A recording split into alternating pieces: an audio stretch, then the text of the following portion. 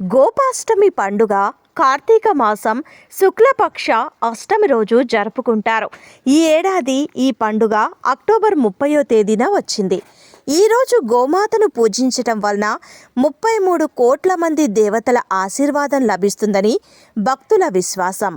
పురాణాల ప్రకారం ఈ రోజున శ్రీకృష్ణుడు మొదటిసారిగా ఆవుల్ని మేపటం ప్రారంభించాడు.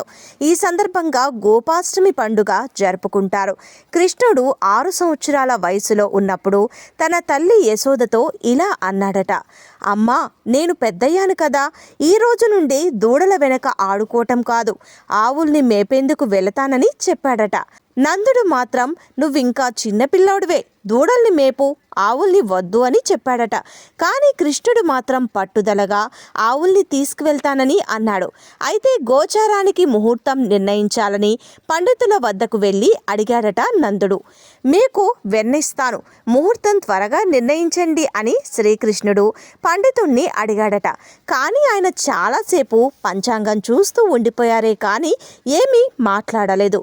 చాలాసేపటి నుండి అలాగే ఉండిపోయారని నందుడు ఆ పండితుణ్ణి ప్రశ్నించగా, ఈరోజే ముహూర్తం ఉంది, ఆ తర్వాత సంవత్సరం పాటు ముహూర్తం లేదని చెప్పారట.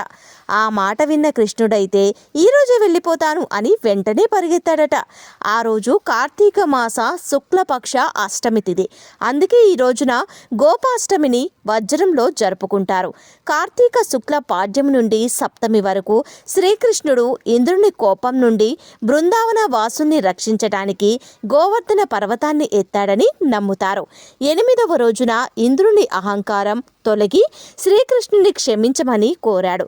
అప్పటి నుండి కార్తీక మాసంలోని అష్టమి రోజున గోపాష్టమి ఉత్సవాన్ని జరుపుకుంటారు.